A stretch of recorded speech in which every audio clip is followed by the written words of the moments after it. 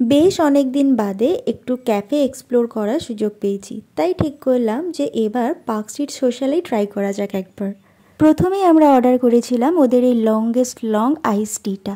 যদিও এটার নাম আইস টি হলো, এটা কিন্তু কোনোভাবেই আইস টি নয়, এটা বেসিক্যালি ছিল একটা ওদের সেফ স্পেশাল সিগনেচার ককটেল। আর আমরা নিয়েছিলাম এখানে অ্যাপেল আর ক্র্যানবেরি ফ্লেভার। আর সাথে নিয়েছিলাম এই কিলার কাবাব প্ল্যাটারটা, যেটার মধ্যে ছিল 4 রকমের কাবাব, সাথে গ্রিন চাটনি, অনিয়ন স্যালাড আর দুটো সফটি সফটি বাও। আচ্ছা, তবে বলে রাখি এই 4 ধরনের কাবাবের প্রত্যেকটাই কিন্তু ছিল ডিফারেন্ট ডিফারেন্ট ফ্লেভার।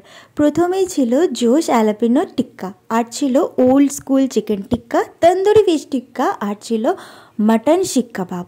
আচ্ছা, এবার আসি খাবারের কোয়ালিটির কথায়। ওদের যে চিকেন টিক্কা দুটো ছিল, দুটোর কোয়ালিটি বেশ ফ্রেশ ছিল, আর ম্যারিনেটেড স্পাইসেসটাও বেশ অন্য ধরনের ছিল।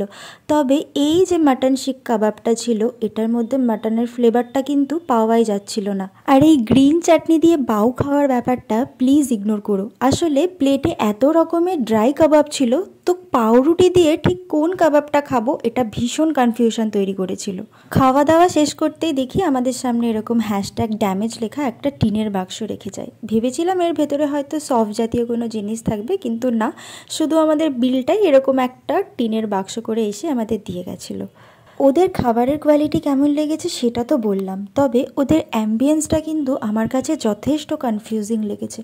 ঢোকার পরেই এই আলপনা, বিড়াল, মাছ, প্লেট, সমস্ত অ্যাস্থেটিক ডেকর, সমস্ত কিছু আমি একটু কনফিউজডই হয়ে গেছিলাম যে ওদের থিমটা এক্স্যাক্টলি কী বেসে তৈরি হয়েছে।